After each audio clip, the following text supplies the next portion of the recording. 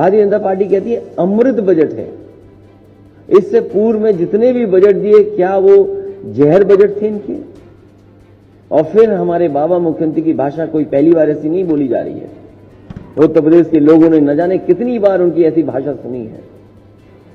जो मुख्यमंत्री सदन में कह दे ठोक दो, जो मुख्यमंत्री सदन में अनपार्लियामेंट्री शब्दों का इस्तेमाल करें, वो आज कह रहे हैं कि गर्मी निकाल देंगे। क्या हमारे मुख्यमंत्री जी कंप्रेसर है जो गर्मी निकाल देंगे? क्या मुख्यमंत्री जी वाकई में कंप्रेसर है? और हम और आप नहीं समझ पाए, वो अपने लिए कह रहे थे, जनता से कह रहे थे कि हमारी गर्मी निकाल दो, हम भी उत्तराखंड वापस जाना चाहते हैं, जहां से आए थे वहीं वापस जाना चाहते हैं।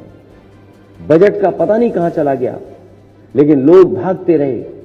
वो कोविड के समय की तस्वीरें कौन भूल सकता है कि जहां परिवार के सदस्य अपने परिवार के सदस्यों को बचाने के लिए दवाइयां ढूंढ रहे थे, महंगी दवाइयां मिल रही थी, अस्पतालों में बिस्तर ढूंढ रहे थे, बिस्तर नहीं मिल रहे थे, और ऑक्सीजन के लिए न जाने क्या क्या करना पड़ा उन्हें।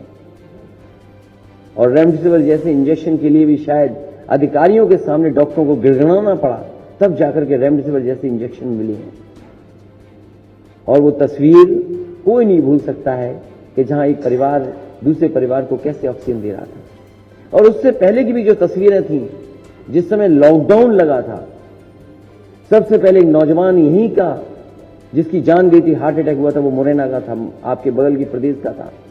समाजवादी पार्टी के समय पर जो सम्मान दिया जाता था, वो जो प्रदेश स्तर पर तो है ही है, अब जिले स्तर पे भी जो अच्छे नागरिक होंगे, जो अच्छा काम कर रहे हैं, उनको भी सम्मान समय समय पे दिया जाएगा। और आगरा का शहर, आगरा हैंडीक्राफ्ट और तमाम कामों में बहुत आगे है, इसलिए समाजवादी सरकार बनने पर और आरएलडी और गठबंधन की सरकार जब बनेगी तो हैंडीक्राफ्ट इंस्टीट्यूट भी अगर बनानी पड़ी, जिससे कि यहाँ के कारोबार और कारीगरों को मदद करने के लिए और बढ़ाने के लिए अगर कोई इंस्टीट्यूट बनानी पड़ेगी तो बनाने का काम होगा।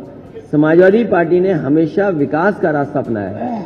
पता नहीं क्या दुश्मनी है विकास से, इन भारतीय जनता पार्टी के लोगों को विकास को गति नहीं दे रहे हैं।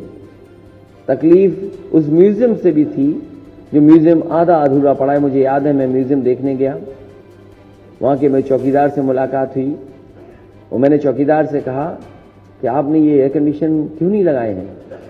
बोला साहब ये बिना लगाए इसकी तो वारंटी खत्म हो गई है। तो सोचिए, जो म्यूजियम बनना था आगरा के इतिहास को, और मैंने कहा कि गंगा जमुनी तहजीब का इतिहास लेकर के म्यूजियम बनेगा। अगर छत्रपति शिवाजी महाराज जी का यहाँ प्रतिमा लगेगी तो मां जीजाबाई की भी यहाँ पे प्रतिमा लगेगी। आगरा को एयरपोर्ट मिल जाता अगर एनओसी दे देते ये सरकार के लोग। यही बीजेपी के लोगों ने समाजवादी सरकार में एनओसी नहीं दिया, जिसके कारण हिरण गांव में वो एयरपोर्ट बनना था, वो नहीं बन पाया। मैं तो आज भी कहता हूं समाजवादी सरकार बनेगी और एनओसी के लिए फिर एक बार दोबारा अप्लाई करेंगे। अगर सरकार एनओसी दे देगी तो आगरा के पास जो लगभग 12 या 14 किलोमीटर दूर है हिरण गांव, वहां जाकर के एक और एयरपोर्ट बनकर के तैयार हो जाएगा। जहां तक सड़कों की बात है, आगरा लखनऊ एक्सप्रेसवे कम समय में बनाया और कई मौकों पर मैंने कहा कि ताजगंज को और हजरतगंज को अगर किसी ने जोड़ा है तो समाजवादियों ने एक बेहतरीन एक्सप्रेसवे बना करके दे दिया। जो सड़क बार जाम लग जाता था, जितनी बनी समाजवादी सरकार में उसके आगे नहीं बढ़ पाया है। तो हर क्षेत्र में काम किया।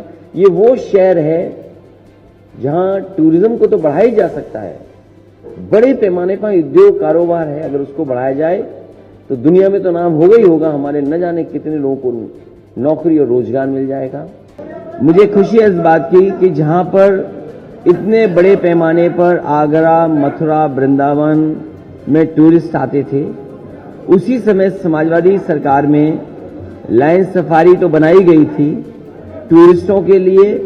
और जो लोग साइकिल से प्रेम करते हैं, साइकिल को पसंद करते हैं, उनके लिए पहला देश का सबसे बड़ा साइकिल हाईवे बनाया था, बाइसिकल हाईवे बना था इटावा से लेकर के आगरा। अगर आज भी कोई साइकिल से जाना चाहे, कोई टूरिस्ट अगर नदी के किनारे और जो हमारे इंपॉर्टेंट सेंटर्स हैं उनके आसपास देखते हुए अगर पहुंचना चाहेगा तो पहुंच सकता है। और साथ ही साथ एक बहुत फेमस रटलैंड में ब्रिटिश बर्ड फेस्टिवल होता था, उन लोगों से टाई अप किया, टूरिज्म डिपार्टमेंट ने मिलकर के इसी चंबल के इलाके में, जो कभी डाकू के लिए जाना जाता था, चंबल के किनारे जाने में लोग घबराते हैं, उस इलाके में गुंजाइश बनी कि इस तरह के भी कार्यक्रम हो सकते हैं जहां पर दुनिया के लोग आ सकते हैं।